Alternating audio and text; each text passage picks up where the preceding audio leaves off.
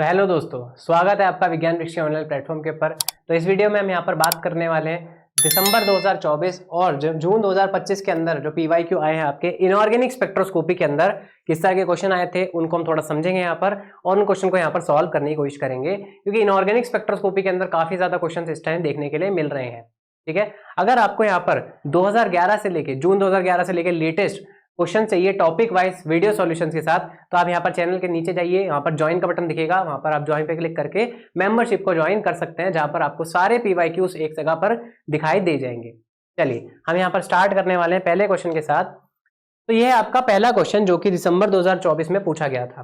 देखो क्वेश्चन में क्या बोल रहा है, वो कह रहा है कि मॉलिक्यूल्स को आप स्टैटिक मान लो, यानी यहाँ पर कोई भी एक्सियल और इक्वेटोरियल के बीच में फ्लक्सोनियल बिहेवियर नहीं है, हम स्टैटिक मान के चल रहे हैं। 19F NMR स्पेक्ट्रा देखा गया ClF3 और ClF5 का। ठीक है, चलिए पहले तो आप ClF3 का यहाँ पर जब स्ट्रक्चर देखोगे तो ज्योमेट्री देखो क्या आएगी ClF3 के लिए। देखो ClF3 के लिए जब आप ज्योमेट्री निकालोगे तो आप यहाँ पर करोगे क्या, देखो यहाँ से आप कहोगे कि जो ज्योमेट्री आने वाली है वो मेरे आने वाली है sp3d। ठीक है, sp3d यानी ज्योमेट्री आपकी टीबीपी टाइप की आएगी। लेकिन जैसे दिख रहा है आपको यहाँ पर दो लोन पेयर्स हैं, तो आपका जो स्ट्रक्चर बनेगा वो कुछ ऐसा बनेगा। ठीक है, यहाँ पर एक टी टाइप का स्ट्रक्चर बनेगा जिसमें दो लोन पेयर्स जो होंगे वेस्पर के अकॉर्डिंग कुछ इस तरह से दिखाई देंगे, यानी आपका ये एक टी शेप स्ट्रक्चर बनेगा। ठीक है, इसे हम यहाँ पर टी शेप्ड स्ट्रक्चर बोलेंगे। तो देखिए जब आप बात करते हैं ना यहाँ पर इनऑर्गेनिक स्पेक्ट्रोस्कोपी में, तो यहाँ पर श्योर रहिए कि या तो केमिकल बॉन्डिंग या फिर मेन ग्रुप, इनमें से किसी ना किसी चीज के साथ आपको मिक्स करके क्वेश्चन पूछा जाएगा। तो केमिकल बॉन्डिंग अगर आपको थोड़ा भी ज्ञान नहीं है तो आप यहाँ पर इस स्ट्रक्चर को नहीं बता पाएंगे और यहाँ पर आपका क्वेश्चन अधूरा रह जाएगा। ठीक है, उसके बाद अगर मैं बात करूं दूसरा स्ट्रक्चर जो कि आपको गिवन है ClF5। ClF5 की अगर यहाँ पर आप बात करोगे तो यहाँ पर ये आएगा भाई ऑक्टाहेड्रल ज्योमेट्री में। ठीक है, इसकी जो यहाँ पर हाइब्रिडाइजेशन आएगी वो sp3d2 आएगी। और जब आप इसका स्ट्रक्चर बनाओगे देखो ये कैसा दिखेगा, ये देखो यहाँ से आप कहोगे कि भाई यहाँ पर एक स्क्वायर पिरामिडल टाइप की मुझे ज्योमेट्री दिखाई दे रही है ना, और एक लोन पेयर आपका यहाँ पर ऐसे दिखेगा।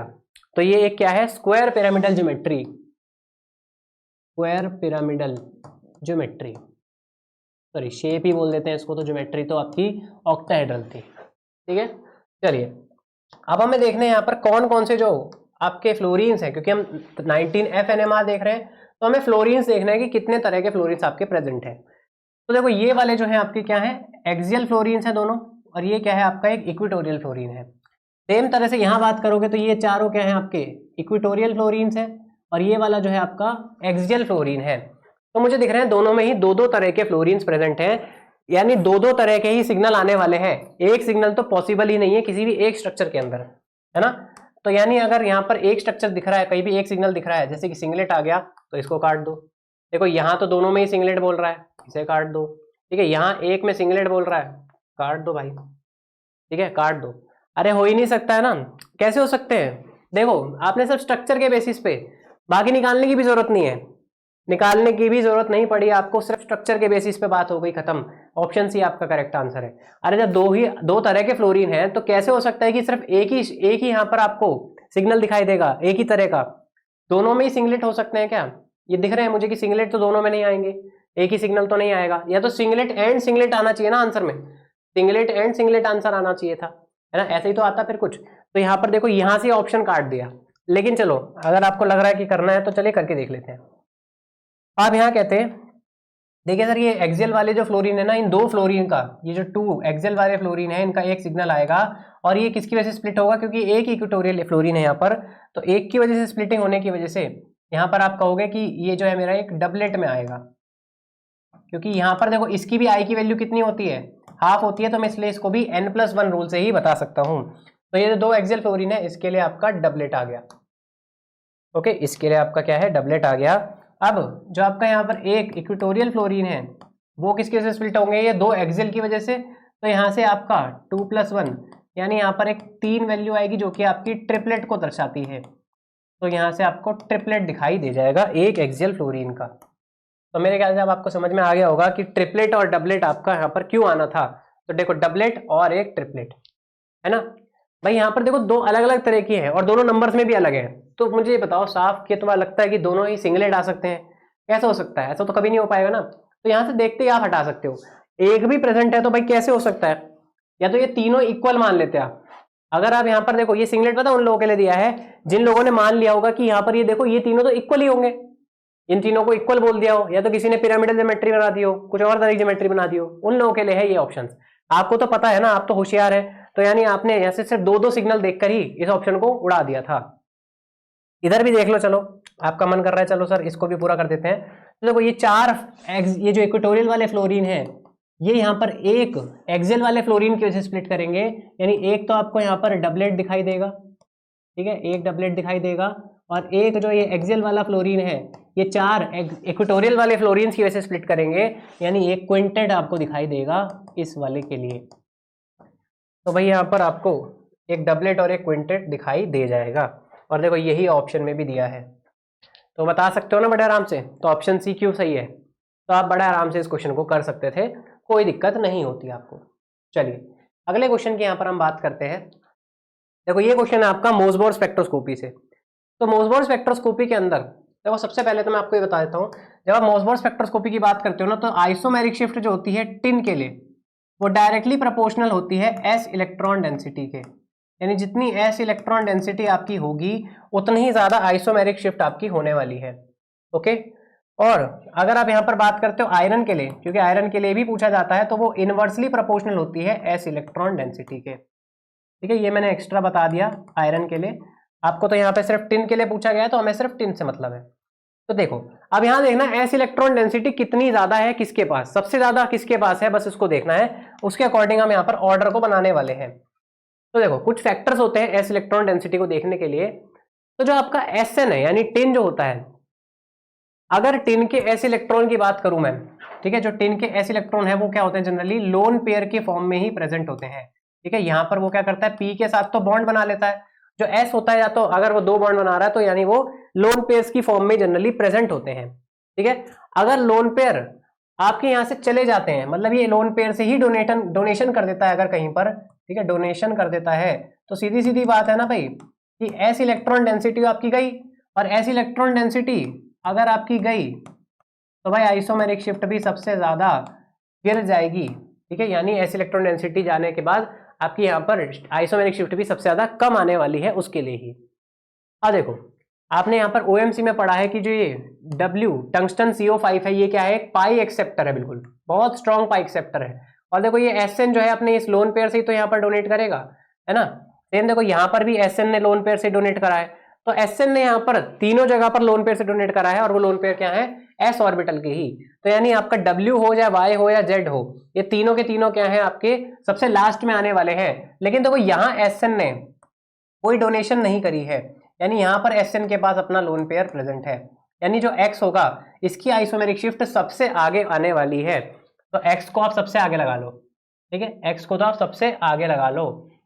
अब देखो अगर X सबसे आगे आ गया तो भाई ये दो ऑप्शन तो उड़ा सकते हो ना, ये दो ऑप्शन उड़ जाएंगे कि नहीं उड़ जाएंगे भाई। W और Y X से ज्यादा कैसे हो सकते हैं जब X सबसे आगे आ चुका है? क्या हो सकता है ऐसा कि W और Y उससे ज्यादा आगे आ जाए? बिल्कुल पॉसिबल नहीं है, बात खत्म हो गई, आपके दो ऑप्शन उड़ा दिया आपने। अब आपको आगे कंपेयर करना है। अब देखो आपके जनरली मैं आपको बता देता हूं कुछ फैक्टर्स, वैसे जो आपका इलेक्ट्रोनेगेटिव लीगेंड होते हैं ना, जनरली जो इलेक्ट्रोनेगेटिव लीगेंड होते हैं वो एस इलेक्ट्रॉन डेंसिटी को कम करते हैं। ठीक है, इलेक्ट्रोनेगेटिविटी जितनी ज्यादा बढ़ती है वो एस इलेक्ट्रॉन डेंसिटी को उतना ही ज्यादा कम करते हैं। ठीक है, इलेक्ट्रोनेगेटिविटी जो होती है वो इनवर्सली प्रोपोर्शनल होती है एस इलेक्ट्रॉन डेंसिटी के। ठीक है, तो हम यहाँ पर कोशिश करते हैं भाई जितने ज्यादा डोनर्स लग जाए आपके साथ उतने ही ज्यादा बेटर हो, क्योंकि जितने ज्यादा डोनर्स आपके साथ लगे होंगे, ठीक है, डोनर जितने ज्यादा लगे होंगे वो क्या करेंगे, पुश करेंगे इलेक्ट्रॉन डेंसिटी को। लेकिन अगर पाई एक्सेप्टर लग जाते हैं ना तो वो क्या करते हैं भाई, इलेक्ट्रॉन डेंसिटी चूस लेते हैं सारी, ऐसी इलेक्ट्रॉन डेंसिटी को ही उड़ा के ले जाते हैं। तो इसलिए आपके ये तीनों तो पीछे आ गए और एक्स सबसे आगे आ गया था। अब इधर देखो, ये भी देखो एक चीज और आ जाती है, अगर आपका ये तो मैंने कहा डोनेशन यहाँ पर देखो लोन पेयर के साथ हुई है, ठीक है, यहाँ तो डोनेशन ही लोन पेयर के साथ हुई है। अब देखो ये भी एक डोनर है, ठीक है, ये भी एक डोनर है, स्ट्रॉन्ग डोनर है, और यहाँ पर ये भी डोनर है और इधर भी एक डोनर है। ठीक है, हम चलो इसकी तो बात ही खत्म हो गई, इसको छोड़ देते हैं। अभी तीनों जगह पर डोनट्स लगे हुए हैं, ठीक है, इधर भी क्लोरीन है और इधर इधर देखो, लेकिन इधर हाइड्रोजन है। अब देखो एक पंगा पता क्या आ जाएगा यहाँ पर, एक पंगा पता है यहाँ पर क्या आ जाएगा कि ये जो ये हाइड्रोजन्स होते हैं ना, ये जो ये हाइड्रोजन्स होते हैं, ये आपके s ऑर्बिटल और p ऑर्बिटल के साथ बॉन्डिंग करते हैं, ठीक है। s ऑर्बिटल के साथ हाइड्रोजन जो होते हैं वो बॉन्डिंग शो करते हैं, इनका नेचर होता है, ठीक है। हाइड्रोजन जो है जनरली s ऑर्बिटल के साथ बॉन्डिंग करते हैं, क्योंकि इनकी आपने शेप देखी होगी, हाइड्रोजन जो है जनरली ऐसे ओवरलैपिंग बॉन्डिंग ज्यादा प्रेफर करते हैं, p ऑर्बिटल के साथ तो बॉन्डिंग थोड़ी इनकी फेवरेबल नहीं होती है। तो अगर ये s ऑर्बिटल के साथ ही बॉन्ड करके बैठ जाएंगे तो भाई जो आपका यहाँ पर लोन पेयर अभी तक s इलेक्ट्रॉन डेंसिटी का फ्री बैठा था, वो अब इन हाइड्रोजन्स के साथ इन्वॉल्व हो जाएगा, और जैसे ये हाइड्रोजन्स के साथ इन्वॉल्व होगा s इलेक्ट्रॉन, ठीक है, यहाँ पर इन हाइड्रोजन के साथ जैसे इन्वॉल्व होगा, आपकी ये जो वैल्यू है ये सबसे ज्यादा डिक्रीज हो जाएगी। यानी यहाँ पर आपका W जो होगा वो s इलेक्ट्रॉन डेंसिटी जाने की वजह से सबसे पीछे आ जाएगा। यही बात समझ में आ गई? तो यानी आपका जो W होगा वो सबसे लास्ट में होने वाला है। तो भाई W अगर सबसे लास्ट में है तो मुझे बताओ क्या वो किसी से बड़ा हो सकता है? आपका आंसर यहीं से खत्म हो गया कि भाई Z जो है वो आपका Y से बड़ा है, ठीक है। यहाँ पर अब आपका Z जो है वो Y से बड़ा है, बस यही बच रहा था बताना। तो आपका ऑर्डर कुछ ऐसा आएगा, W सबसे कम, X सबसे ज्यादा और Y और फिर Z। तो देखो Y और Z में अगर आप कंपेयर कर रहे हो ना, ठीक है, Y और Z में अगर आप यहाँ पर कंपेयर करोगे तो किस तरह से हो रहा है? देखो Z की वैल्यू क्यों ज्यादा है? देखो वैसे में यहाँ पर ना थोड़े कॉन्ट्राडिक्टरी हो जाते हैं कई बार। आप अभी कहोगे कि सर पाई एक्सेप्टर जो होते हैं, अभी तो आप बोल रहे थे कि सारी इलेक्ट्रॉन डेंसिटी को चूज जाते हैं, है ना, इलेक्ट्रॉन डेंसिटी को सारी की सारी चूज जाते हैं अगर वो डोनेट कर रहे हैं, तो फिर अब पाई एक्सेप्टर यहाँ पर क्यों बोल रहे हो? अब तो पाई एक्सेप्टर जितने ज्यादा लगे होते हैं आपकी एस इलेक्ट्रॉन डेंसिटी उतनी बूस्ट होती है वैसे, ठीक है। ये बात यहाँ पर लिख लेना कि भाई जितने पाई एक्सेप्टर आपके ज्यादा होते हैं आपकी एस इलेक्ट्रॉन डेंसिटी उतनी ही ज्यादा बढ़ जाती है, एस इलेक्ट्रॉन डेंसिटी उतनी ज्यादा बढ़ जाती है। लेकिन कुछ जगहों पर शर्तें आ जाती हैं। देखो इस जगह पर ना टिन के साथ कोई पाई एक्सेप्टर नहीं लगा था, टिन ने यहां पर डोनेशन करी है, इसे आप बैक डोनेशन कहते हो। ये कोई पाई एक्सेप्टर नहीं है कि इलेक्ट्रॉन को बस पुल कराया बस अपनी तरफ, इसने यहां से डोनेशन करके कोऑर्डिनेट बॉन्ड बनाया है। इसीलिए आप कह रहे हो कि सर ये वाले जो है ये तो परफेक्ट डोनेशन हो रही है इन तीनों में, इसीलिए आप कह रहे हो यहाँ पर ये तो परफेक्ट डोनेशन हो रही है, इसलिए ये वाला जो लीगेंड है ना यहाँ पर जिसमें कोई डोनेशन नहीं हो रही, इसलिए एक्स सबसे आगे आ गया। अब इधर देखो, इधर ना आपका ये हाइड्रोजन की वजह से सबसे पीछे गिर गया, भले यहाँ पाई एक्सेप्टर लगा था, PCY3 वैसे तो डोनर भी होता है, लेकिन आप कहते हो कि पी जो होते हैं फोस्फोरस जो होते हैं वो अपने सिग्मा स्टार्स में यहाँ पर आपके एक्सेप्टेंस भी करते हैं। ये बात आपने शायद OMC में भी पढ़ी होगी कि जो फोस्फोरस होते हैं ये आपके यहाँ पर सिग्मा ऑर्बिटल्स में, सिग्मा स्टार ऑर्बिटल्स में यहाँ पर आपके एक्सेप्टेंस भी करते हैं, इसलिए थोड़ा थोड़ा ये पाई एक्सेप्टर की तरह भी बिहेव करने लगते हैं। लेकिन इनकी इतनी ज्यादा अच्छी नहीं होती डोनेशन, और जितनी मैं कहूंगा अगर पाई एक्सेप्टेंस बहुत ज्यादा अच्छी नहीं होती है, डोनेशन थोड़ी ज्यादा बेटर होती है इनकी।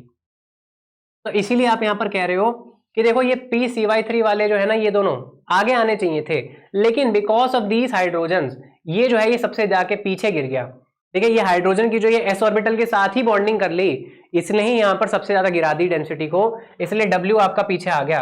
और इधर तो आप रीजन देखोगे तो भाई ये तो क्या है, पाई डोनर है पूरा, है ना, ये तो कार्बीन है, और ये क्या है एक पाई एक्सेप्टर है, इसलिए पाई एक्सेप्टर आने की वजह से आपका Z जो है वो Y से ज्यादा है। क्या ये बात समझ में आ गई?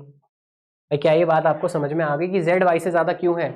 ऑर्डर मैं पूरा समझा चुका हूँ किस तरह से आपको करना था, ऑप्शन एलिमिनेशन से चलना था। देखो देखते ही बता देते, X सबसे आगे आ गया तो ये दो ऑप्शन काट दिया आपने, W पीछे आया तो ये ऑप्शन काट दिया, आपका ऑप्शन है वैसे ही करेक्ट हो गया था। आई बात समझ में? तो बस ये दो चीजों को आपने ध्यान रखना था, आपका आंसर यहाँ से हो जाएगा। मेरे ख्याल से अब आपको ये बात समझ में आ गई होगी। चलिए अगले क्वेश्चन की यहाँ पर बात करते हैं। अब उसने पूछा है number of lines EPR spectrum में इस कॉम्प्लेक्स के लिए भाई क्या होने वाली है। देखो ये जून के अंदर आया हुआ क्वेश्चन है, और ये पता क्या है, ये ड्रैगोस कंपाउंड, ठीक है, ये वैसे ड्रैगोस कंपाउंड है, और ड्रैगोस कंपाउंड के अंदर भाई आप इसको ही पढ़कर जाते हो, सबसे ज्यादा पढ़ के जाते हो, है ना। ड्रैगोस कंपाउंड के अंदर आप क्या बोलते हो कि जो ये कॉपर है मेरा, ये बॉन्ड होता है, वैसे तो देखो इसने तो वैसे ऐसे दे दिया, जनरली आप इसको ऐसे बनाते हो, ये डबल बॉन्ड C के साथ, है ना, ये यहाँ पर ऐसे बेंजीन के साथ लगा होता है, ये कुछ इस तरह से, है ना, ये कुछ ऐसे होता है, जनरली आप इसको ऐसा बनाते हो,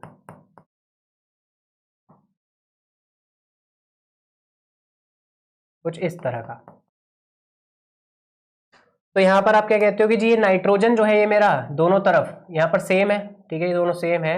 एक तो इलेक्ट्रॉन की जो स्प्लिटिंग होगी वो इस कॉपर की वजह से होगी, फिर नाइट्रोजन की वजह से होगी। ऑक्सीजन तो यहाँ पर इनएक्टिव होता है, ऑक्सीजन तो यहाँ पर इनएक्टिव होता है, तो इनकी वजह से तो कोई स्प्लिटिंग नहीं होने वाली। और हम यहाँ से ड्रैगोस रूल से ही पढ़ते हैं कि जो आपका एक्टिव अगर लीगेंड हो और मेटल भी एक्टिव होता है तो उस समय पे आपका जो ये लीगेंड के साथ जो हाइड्रोजन कनेक्टेड होंगे तो वो आपके यहाँ पर मैग्नेटिकली इनएक्टिव हो जाते हैं, यहाँ पर कोई स्प्लिटिंग नहीं देखने के लिए मिलती है इन हाइड्रोजन्स की भी, ठीक है, इन हाइड्रोजन्स की भी कोई स्प्लिटिंग देखने के लिए नहीं मिलती है। लेकिन देखो वैसे बताता हूँ, देखो यहाँ पर देखो इसके बाद क्या कहोगे, इसको इनएक्टिव, जैसे ही इनएक्टिव के साथ कोई हाइड्रोजन लगा होता है तो भाई उसकी वजह से स्प्लिटिंग होती है। इसीलिए आप यहाँ पर कहते हो कि जो आपकी कैलकुलेटेड लाइंस आनी चाहिए थी वो 60 लाइंस आनी चाहिए थी, आती कितनी है, मर्ज कर जाती हैं, इसलिए 44 लाइंस आती हैं। लेकिन भाई आपने कभी ये सोचा है कि ये जो 60 लाइंस है ये क्यों आ रही है? भाई ये 60 लाइंस आने का रीजन क्या है? अगर आप यहाँ से थ्योरेटिकली कैलकुलेट करोगे ना, थ्योरेटिकली आप कैलकुलेट करोगे तो आप यहाँ से कितने कहोगे, नंबर ऑफ लाइंस, NOL लिख रहा हूँ मैं, नंबर ऑफ लाइंस, यहाँ से आप कहोगे देखो एक कॉपर प्रेजेंट है, आई की वैल्यू कितनी दी भाई कॉपर के लिए 3/2 है ना, +1, तो ये आ गया भाई कॉपर की स्प्लिटिंग। मल्टीप्लाई करोगे आप इसको फिर नाइट्रोजन से, तो 2 नाइट्रोजन है, आई की वैल्यू 1 है, तो ये नाइट्रोजन की वजह से। यहाँ से आप जब सॉल्व करोगे तो ये 4 × 5 आपका 20 लाइंस आनी चाहिए। ये आपकी थ्योरेटिकल लाइंस है और यही आंसर भी है, ठीक है, ये तो वैसे आपका आंसर मैंने बता दिया, ये आंसर है। थ्योरेटिकल लाइंस आपकी यहाँ से 20 आएंगी, कैलकुलेटेड जो आप लाइन करते हो यहाँ से। लेकिन ये तो आपने 20 लाइंस बोली है, भाई आ कितनी रही है यहाँ पर? जब आप थ्योरेटिकल और एक्सपेरिमेंटल निकालते हो, ये क्या है थ्योरेटिकल, ठीक है, और ये क्या है एक्सपेरिमेंटल। तो एक्सपेरिमेंटल भाई 44 लाइंस क्यों आ रही है? क्योंकि ये कुछ लाइंस यहाँ से मर्ज करके 44 बन गई हैं। तो ये 44 कैसे आई है भाई? हमने तो कैलकुलेट करी, उसके हिसाब से 20 आनी चाहिए थी। तो ये इन हाइड्रोजन की वजह से एक्चुअली में स्प्लिटिंग करती है, क्योंकि ये इनएक्टिव वाले जो होते हैं यहाँ पर कार्बन के साथ, ये वाले, ये इनके साथ यहाँ पर स्प्लिटिंग करते हैं और इसलिए 60 लाइंस में ही बनते हैं, लेकिन उसके बाद ये मर्ज करके 44 में कन्वर्ट हो जाते हैं। लेकिन आप कभी भी यहाँ पर 44 ये 60 मत लिख कर आना, कभी भी इस हाइड्रोजन के साथ आप स्प्लिटिंग मत कराना। क्यों नहीं करानी है? क्योंकि ये तो आपने पढ़ा है, ये आप जानते हैं, मैंने एक्स्ट्रा बता दिया आपको ये बात। लेकिन जब आप नॉर्मली पढ़ते हैं तो आप ड्रैगोस रूल के अकॉर्डिंग यही बोलते हैं कि अगर आपका कोई भी मेटल एक्टिव है और उसके साथ कोई लीगेंड लगा है जो कि खुद भी एक्टिव है, मेटल भी एक्टिव है, तो ये हाइड्रोजन इनएक्टिव हो जाता है। और अगर मेटल के साथ मेटल एक्टिव है और लीगेंड इनएक्टिव होता है तो उसके साथ जो हाइड्रोजन लगा है अब वो एक्टिव होता है और यूपी स्प्लिटिंग में पार्ट लेता है। क्या ये बात समझ में आ गई? तो इसीलिए हम यहाँ पर जनरली सिर्फ इसको कंसीडर करते हैं, हम ये वाली बात तक जाते ही नहीं इतनी दूर तक, ठीक है। तो अब बस यहाँ पर इन 2 तक ही बात करना, इसलिए उसने दिया भी देखो उसका ही है, उसने इससे आगे दिया भी नहीं है, इसलिए उसने सिर्फ इतनी ही बात पूछी है। इसलिए देखो वो कॉपर नाइट्रोजन तक ही गया है, उसके आगे बात ही नहीं कर रहा है वो हाइड्रोजन के लिए। तो इसलिए आपका आंसर यहाँ पे 20 होगा। वैसे तो ऑप्शन दिया ही नहीं है कोई और, तो यहाँ से 20 होगा, लेकिन किसी बार जहाँ पे 60 भी दे देता है साथ में, तो 60 मत लगा के आना, ये ध्यान रखना, 20 ही आपका आंसर होगा। ओके, चलिए अगले क्वेश्चन की यहाँ पर बात करते हैं। देखो सेम वही क्वेश्चन है, ड्रैगोस कंपाउंड की तरह ही आपको इसको, मतलब ड्रैगोस रूल के हिसाब से आपको इसको सॉल्व करना होता है जब आप मेटल की बात करते हैं। उसने कहा हाई स्पिन मैंगनीज, ठीक है। तो देखो जब भी आपको यहाँ पर नंबर ऑफ, यहाँ पर कितनी हाइपर फाइन लाइंस निकालनी हो, ठीक है, number of hyperfine lines अगर आपसे पूछी जाए, यानी नंबर ऑफ लाइंस पूछ ली जाए, तो मतलब आपको number of hyperfine lines ही पूछ रहा है। तो नंबर ऑफ लाइंस जब आप मेटल के लिए निकालते हो किसी भी, तो मेटल के लिए निकलता है तो नंबर ऑफ अनपेड इलेक्ट्रॉन, ठीक है, नंबर ऑफ अनपेड इलेक्ट्रॉन जितने भी हैं, मैं उसको मैं m से डिनोट कर रहा हूं, नंबर ऑफ अनपेड इलेक्ट्रॉन को मैं m से डिनोट कर रहा हूं यहाँ पर। तो m को आप मल्टीप्लाई करिए जितनी भी स्प्लिटिंग हो रही है नॉर्मली उसके साथ ही, ठीक है, 2na 2ni + 1b, ठीक है, ऐसे करते हुए। तो इसी तरह से आपको यहाँ पर कैलकुलेट करने हैं नंबर ऑफ लाइंस को। ओके, तो हाई स्पिन मैंगनीज दिया है आपको, ठीक है, हाई स्पिन मैंगनीज दिया है। मैंगनीज हाई स्पिन मतलब Mn2+, हाई स्पिन में कैसा होता है भाई, आप यहाँ पर लिखते हैं T2g Eg, तो 1 2 3 4 और 5। तो भाई यहाँ से मुझे दिख रहा है कि m जो है, यानी नंबर ऑफ अनपेड इलेक्ट्रॉन जो यहाँ से आए हैं वो 5 आए हैं, है ना, 5 आए हैं। तो नंबर ऑफ लाइंस यहाँ से आप कितने निकालोगे भाई? लिखोगे आप 5 × विद, अब देखो क्या कॉम्प्लेक्स दिया है भाई आपको। ये इस कॉम्प्लेक्स के लिए सबसे पहले तो स्प्लिटिंग कौन कौन करेंगे?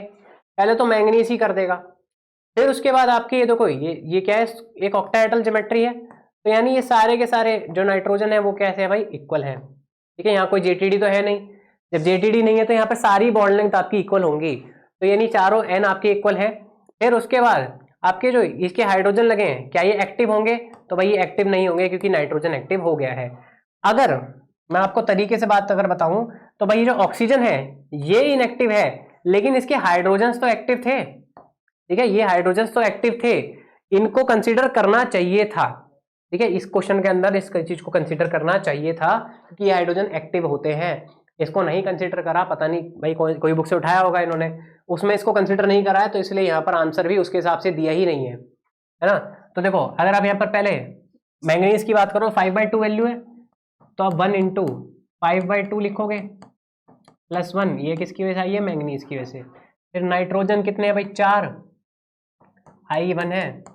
ठीक है, इसको सॉल्व कर लेना, ये आया भाई नाइट्रोजन की वजह से। ठीक है, यहाँ से सॉल्व कर लेना, 5 × विद, यहाँ से आ गया भाई 6 × 9। ठीक है, इसे सॉल्व कर लेना, तो 30 × 9 आपकी 270 लाइन्स आ रही हैं। ठीक है, 270 लाइन्स यहाँ से आ रही हैं, पर मैंने आपको जैसा बताया यहाँ पर 270 से ज़्यादा देखो वैल्यू ही नहीं दी गई है, कायदे से तो 270 से ज़्यादा यहाँ पे वैल्यू दी ही नहीं है। अगर इस हाइड्रोजन की भी स्प्लिटिंग काउंट होनी चाहिए थी, जो कि अगर आप यहाँ पर करते तो देखो ये 2 हाइड्रोजन और ये 2 हाइड्रोजन यहाँ पर सिमिलर होते, यानी 4 हाइड्रोजन की वजह से यहाँ पर 5 से मल्टीप्लाई और होता, यानी 270 में आपकी 5 से और मल्टीप्लीकेशन होती, तब वो आंसर आपका और एक्यूरेट होना चाहिए था। पर इन्होंने हाइड्रोजन के साथ स्प्लिटिंग नहीं कंसिडर करी है, तो आप 270 तक आंसर रखिए, उससे ज्यादा लाइन्स आएंगी भी नहीं, उससे कम तो आने से रही। अरे इतनी कम तो नहीं आएंगी ना, नाइट्रोजन और मैंगनीज से ही अगर स्प्लिटिंग करोगे तो इतनी कम तो नहीं आएंगी। हाँ, अगर कोई होशियार ऐसा हो जिसने 5 से मल्टीप्लाई नहीं करा, ठीक है, उसने बस 9 और 6 को मल्टीप्लाई कर दिया, तो उसके लिए इसने देखो 54 भी रखा है। ठीक है, उसके लिए इन्होंने 54 भी रखा है। अगर किसी ने सिर्फ यहाँ पर 9 और 6 को मल्टीप्लाई कर दिया, ये 5 अनपेड इलेक्ट्रॉन को मल्टीप्लाई करना अगर कोई भूल जाए तो उसके लिए भी उसने इंतजाम किया हुआ है, तो इस चीज का ध्यान रखना, ये चीज में मत फंसना। ओके, चलिए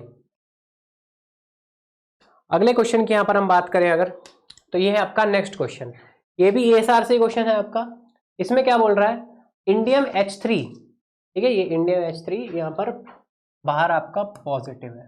ठीक है, इंडियम H3 पॉजिटिव है। ठीक है, वैसे तो कोई मतलब नहीं पड़ता, ऐसे कोई फर्क नहीं पड़ता, ऐसे छोड़ दो, वैसे तो पॉजिटिव रेडिकल है ये, इसको कोई मतलब नहीं पड़ता, वैसे छोड़ दो। इंडियम H3 के साथ उसने कहा है कि यहाँ पर EPR स्पेक्ट्रम क्या होगा, इंडियम के I की वैल्यू इतनी दी है, H की वैल्यू इतनी दी है।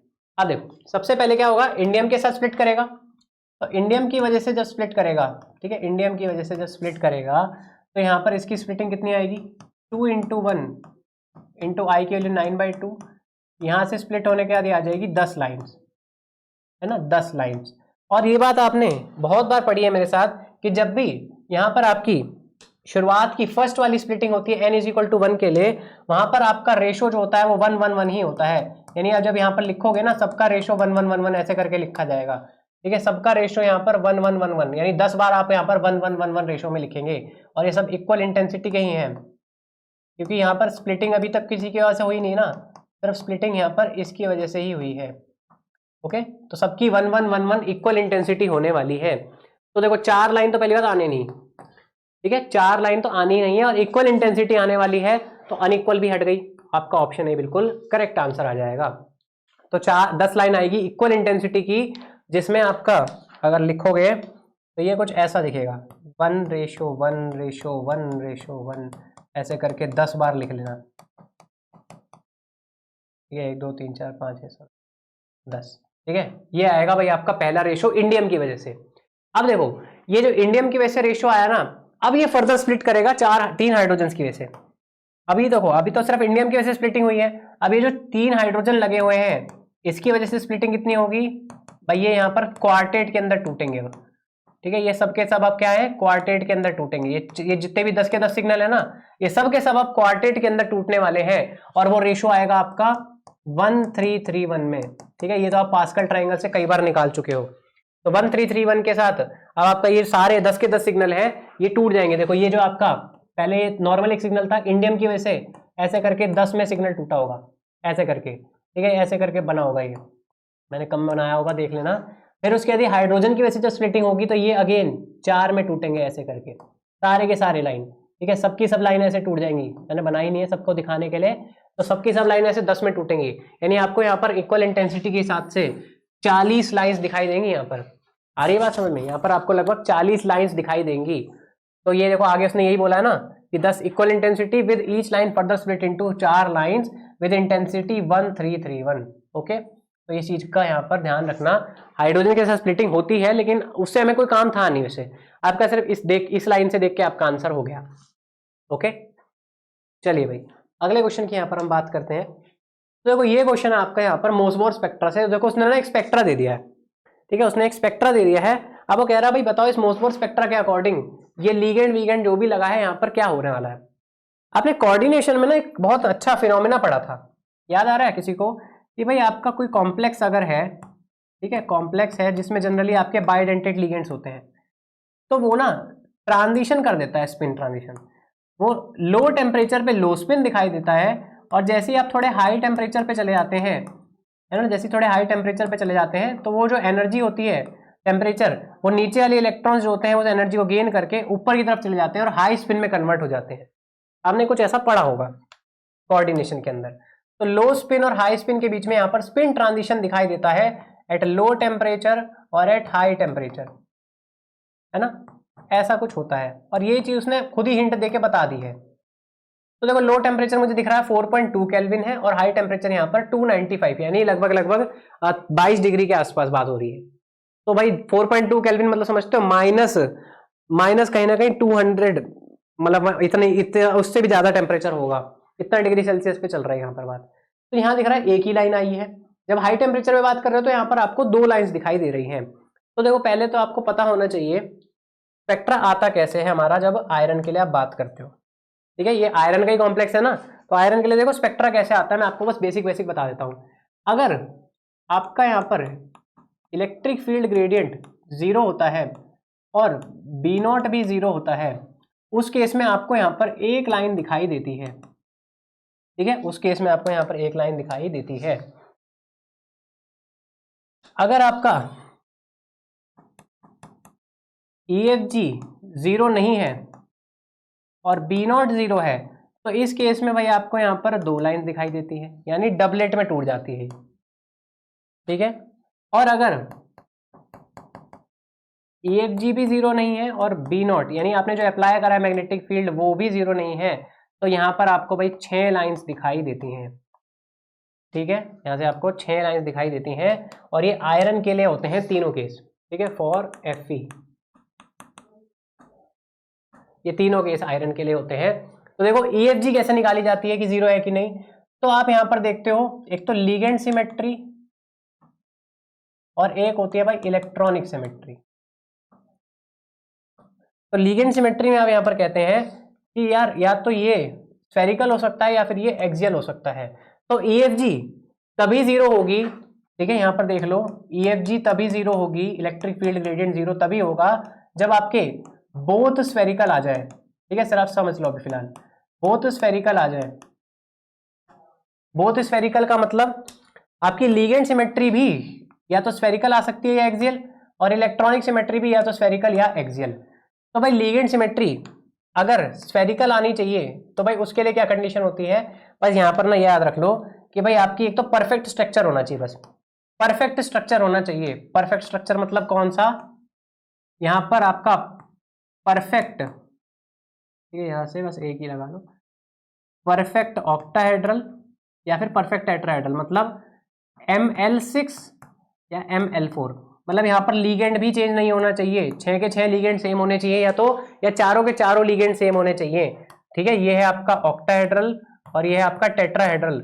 इन दोनों के अलावा अगर कोई भी चीज आपकी प्रेजेंट है, मान लो मैं ये कह दूं भाई FeCO5, ठीक है, FeCO5, भाई देखने में ये पांचों लिगेंड है तो सेम, लेकिन क्या ये टेट्राहेड्रल या ऑक्टाहेड्रल ज्योमेट्री में आ रहे हैं, तो भाई ये नहीं आ रहे हैं, इसलिए ये एक्सियल हो जाएंगे, स्फेरिकल नहीं होंगे।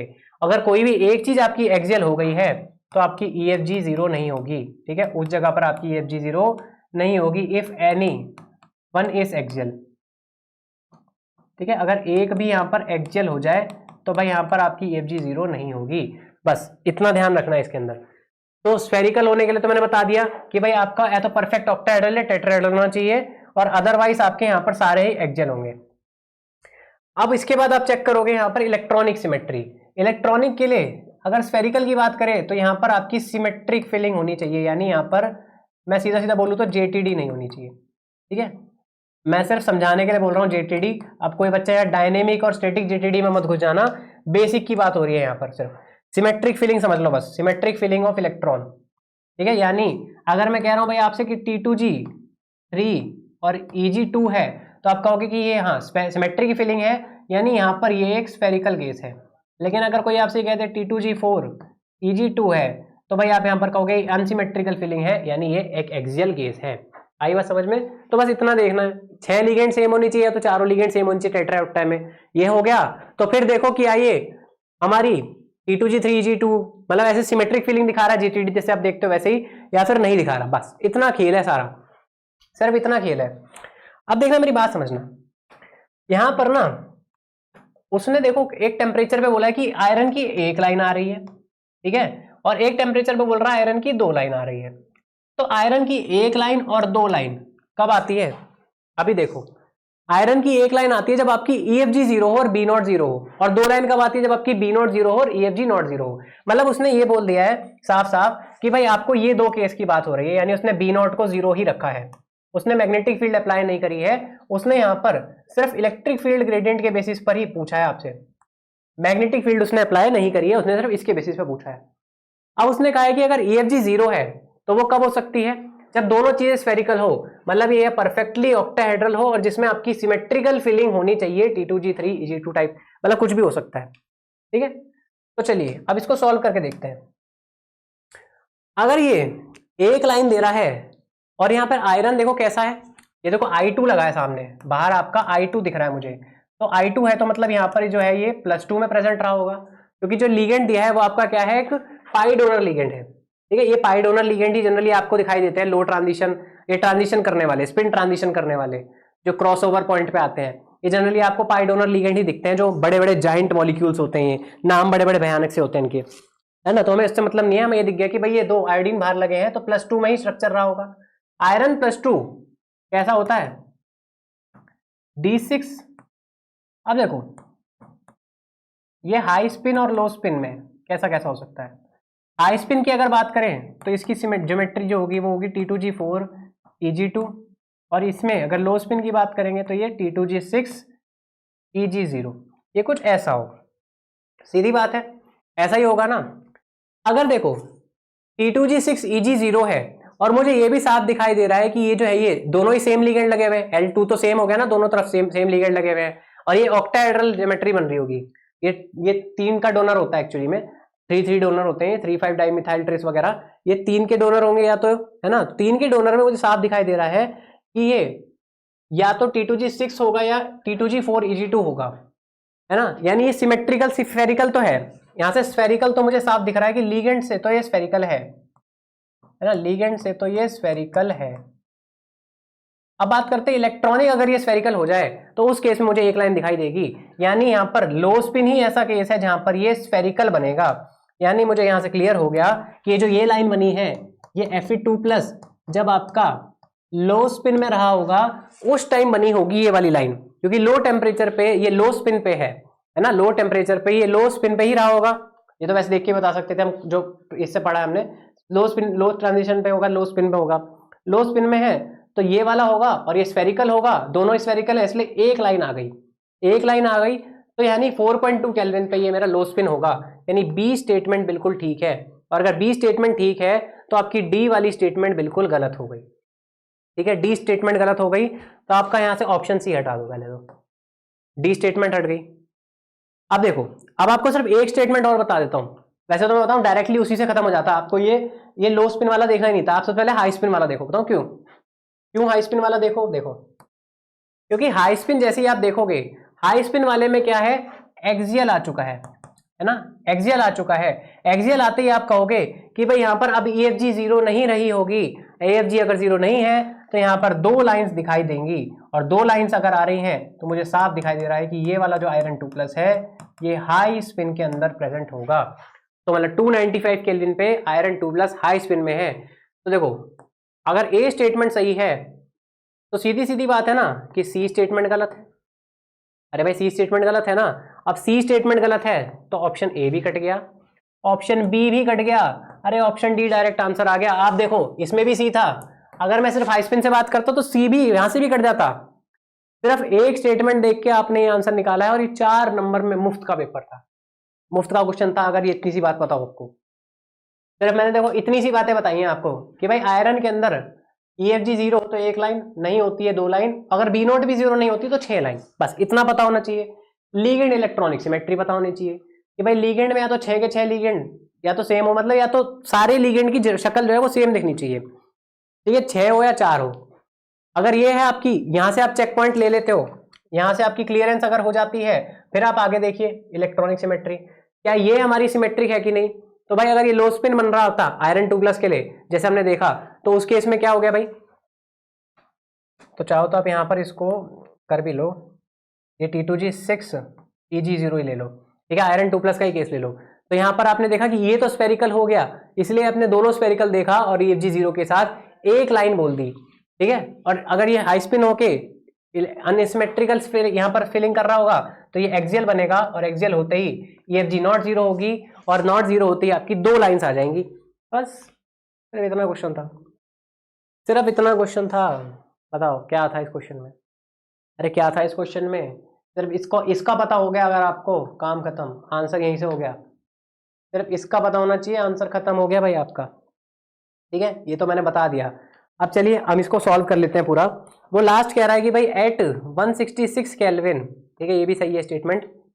166 केल्विन पे आपको एक मिक्सचर ऑफ लो स्पिन और हाई स्पिन का कॉम्प्लेक्स दिखाई दे रहा है। तो देखो क्या ये बात सही नहीं है, अरे ढंग से देखो, ये जो ये वाली पीक आई है ये किसकी वजह से आई है, लो स्पिन की वजह से। और ये जो 2 पीक्स आई हैं यहाँ पर, ये जो ये वाली ऊपर से नीचे से मैच कर लो ना, इन 2 डायग्राम्स को उठा के एक साथ चिपका दो, ये वाला डायग्राम और ये वाला डायग्राम उठाओ और इनको चिपका दो, तो यही तो दिख रहा है ना, ये वाली इसके साथ मैच कर रही है कि नहीं, और ये जो 2 पीक्स हैं ये यहाँ पर मैच कर रही है कि नहीं कर रही, बिल्कुल कर रही है ना। तो ये क्या है, हाई स्पिन और लो स्पिन का कॉम्बिनेशन ही तो है, और क्या है। तो बस यही बोल रहा है वो ई स्टेटमेंट में, इसलिए आपका ए, बी और ई स्टेटमेंट बिल्कुल करेक्ट है। क्लियर है ये बात। तो मुझे बताओ इस क्वेश्चन में कुछ भी मुश्किल नहीं था, 4 नंबर मुफ्त के थे। चलिए अगला क्वेश्चन यहां पर देख लेते हैं। ओके, तो आपके यहां पर देखिए भाई इतने ही क्वेश्चन थे, तो हम यहां पर अब खत्म कर चुके हैं ESR स्पेक्ट्रा, मोसबोर स्पेक्ट्रा के जो भी आपके प्रीवियस ईयर के अंदर क्वेश्चन आए हुए हैं 2024 और 25 के पेपर के अंदर। हम अब मिलेंगे यहाँ पर नेक्स्ट वीडियो में। आप मेरे ख्याल से आपको सारे क्वेश्चन समझ में आ गए होंगे, खासकर ये मोसबोर वाला भी। और अगर आपको, जैसे मैंने बताया, अगर आपको सारे PYQs चाहिए तो आप यहाँ पर ज्वाइन बटन पे क्लिक करके सब्सक्रिप्शन को लीजिएगा और यहाँ पर आपको सारी चीज़ें दिख जाएंगी, ठीक है। चलिए भाई मिलते हैं हम यहाँ पर नेक्स्ट वीडियो में, तब के लिए थैंक यू।